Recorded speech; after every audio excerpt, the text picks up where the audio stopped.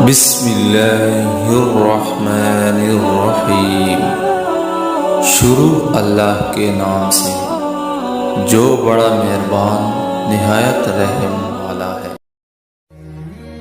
حضرت ابو ہریرہ رضی اللہ تعالیٰ عنہ بیان کرتے ہیں کہ رسول اللہ صلی اللہ علیہ وآلہ وسلم نے فرمایا، ان فتنوں کے واقع ہونے سے پہلے نیک اعمال کر لو جو اندھیری رات کی طرح چھا جائیں گے۔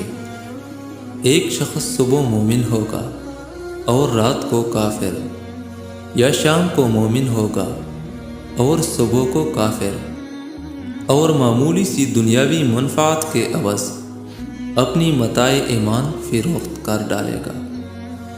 حضرت ابو ہریرہ رضی اللہ تعالیٰ عنہ بیان کرتے ہیں کہ بعض صحابہ کرام رسول اللہ صلی اللہ علیہ وآلہ وسلم کی خدمت میں حاضر ہوئے اور عرض کرنے لگے کہ ہمارے دلوں میں بعض خیالات ایسے آتے ہیں جن کا بیان کرنا بھی ہم گناہ سمجھتے ہیں۔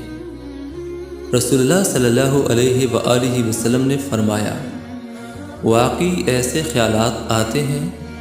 انہوں نے عرض کیا، جی ہاں۔ فرمایا، یہ تو عین ایمان ہے۔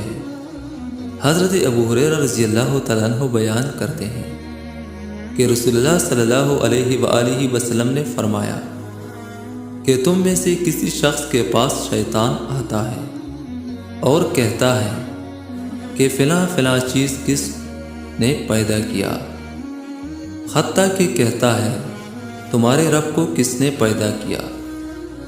جب کسی شخص کو ایسا تردد لاحق ہو تو وہ شیطان کے شر سے اللہ تعالیٰ کی پناہ مانگے اور اپنی توجہ اس وسوسے سے ہٹا لیں۔